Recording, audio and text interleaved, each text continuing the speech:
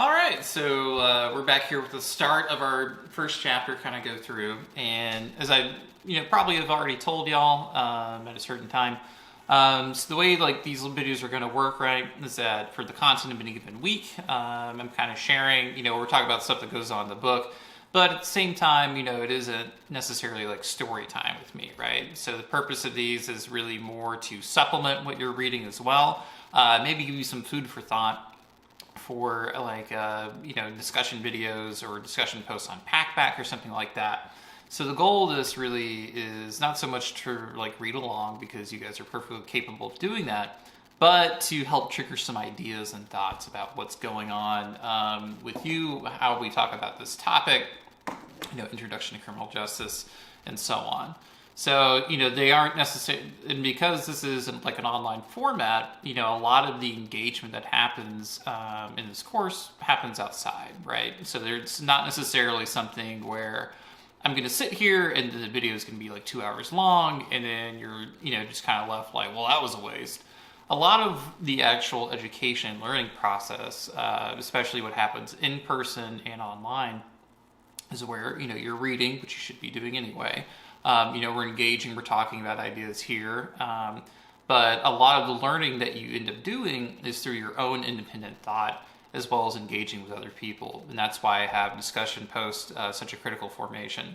So if you ever look at some of these videos and you're, thinking like, wow, like this was kind of shorter, I try to keep the videos short to maintain interest, so you kind of log and keep an idea.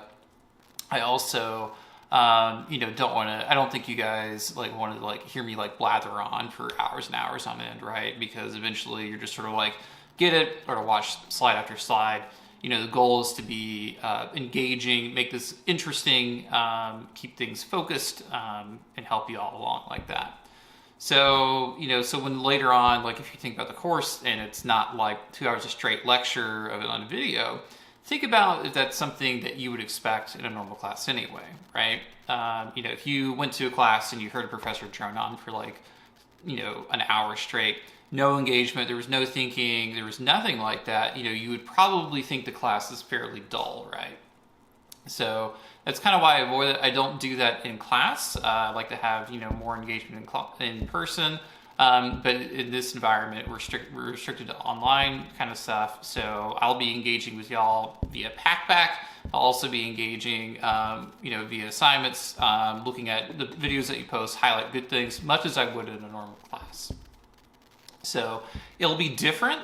It may not be what you expected, but hopefully it's still a valuable learning experience, because really what this class is all about, and what higher education is about, is to make it safe for you to engage with ideas. And that involves the ability to think critically, to engage in other people, express yourself, and that's how you really grow as a person.